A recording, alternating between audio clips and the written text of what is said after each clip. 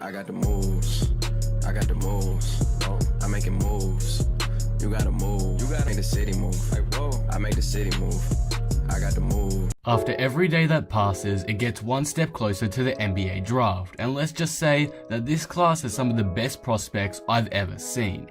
You have Bol Bol, Cameron Reddish, Nasir Little, Jonte and Kevin Porter, Trey Jones, and so much more. This class is stacked.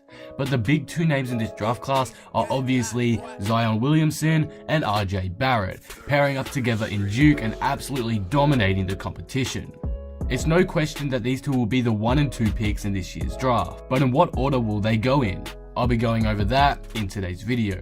If you're new here and enjoy the video, be sure to subscribe for more NBA content. But with that being said, let's talk about Zion and RJ. I'm going to be honest with you all, I'm not going to try and make this a long video. I'm literally going on a trip tomorrow, and everyone has talked about Zion and RJ's ups and downs before, so I'm not going to talk about their strengths and weaknesses in this video. I'm just going to say what team I think would need Zion, and what teams would want RJ, and then who I think will go number 1 and 2.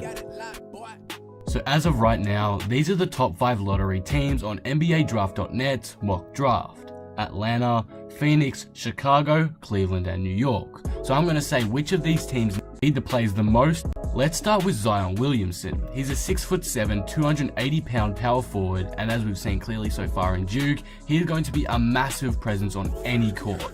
In my eyes, I don't believe New York need him all that much. They have Kristaps, and I suppose they could move him down to a center and slide in Zion at power forward, but I'm not sure they would play well together. Their styles are quite different. I also don't see New York becoming a top 2 pick either this season. For teams that are 50-50, I'd go with Phoenix, and I'll put Chicago in there too. Phoenix already have a big man in DeAndre Ayton, and I don't see them giving up on him that fast. I do believe if they get the opportunity, they'd be interested in picking Zion up, but I just think Ayton and Zion would have trouble meshing well together. For Chicago, they have Markkanen, and though it would be nice to get Zion, I don't think they'll get him in the end. I don't think they will lose enough games.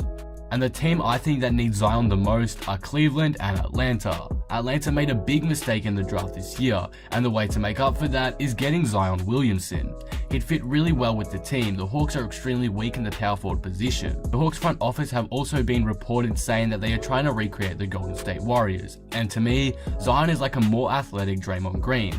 He brings the energy the Warriors have and Hawks need. He's an undersized power forward. I think he'd be a great fit in the Hawks system.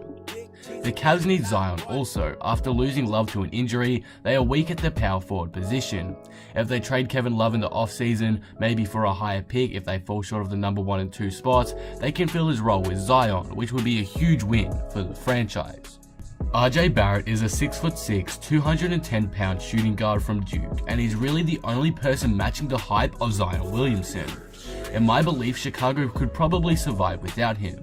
They already have a profound star in Zach LaVine and the guard spot, so they don't really need another shooting guard. For the 50-50 teams, I have only one, and that's Atlanta. They have Trey Young, he's their core guy, so I don't think they'll be aiming for RJ in this draft, more so for Zion.